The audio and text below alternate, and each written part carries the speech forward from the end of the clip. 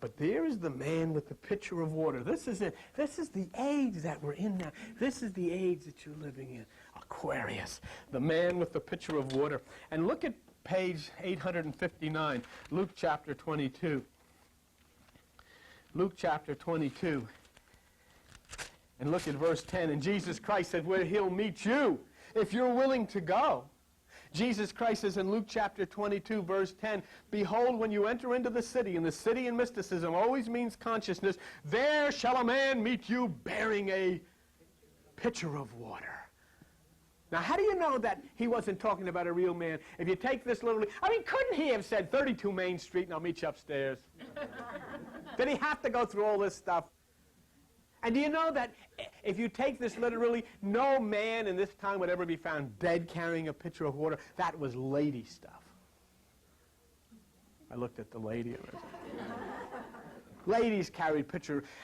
Jesus was prophesying this time that all creation knew of. He was saying at the time of Aquarius, of the man pitcher of water, enter into the house. That means yourself. Go to the upper room and I'll meet you there. What a promise. This is it. This is the time when the man's carrying the pitcher of water. This is the time when you can go into the house. This is the time when you can go to the upper room. And what happens? Look at page 744 in your Bible. 744. It's a not too often used verse, or it is a verse in the book of Joel. Joel chapter 2, page 744. And this is what happens. You got people with New Age, and you got people with stones, and you got people with smoke, and you got people seeing things, and they're having visions, and they're prophesying, and they're doing all of this crazy stuff. And it says in Joel chapter 2, verse 28, and it shall come to pass that I will pour out my spirit upon all flesh.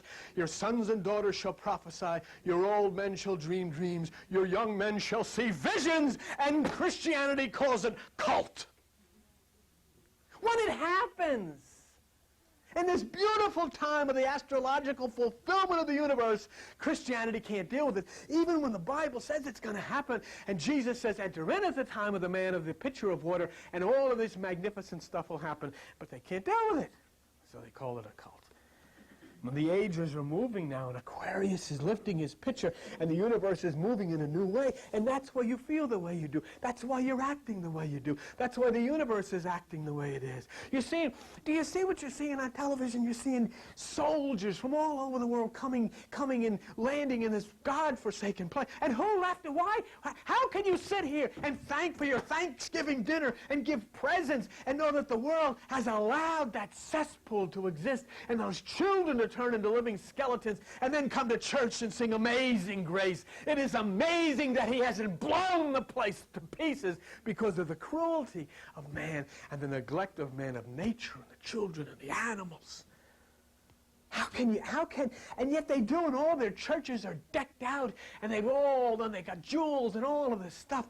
And here is a legacy of what they have left the world. Children walking like skeletons. They say, well, it's none of our business. It damn right is your business. And it damn right is your business to take a gun if you need and walk in and say, I am protecting these children. They shall eat, and nobody shall stop them from eating. Damn right is your business. Because they're human beings, and they're part of God. And when you look into the eyes of these children and in their moms and dads, you're looking into the eyes of Christ.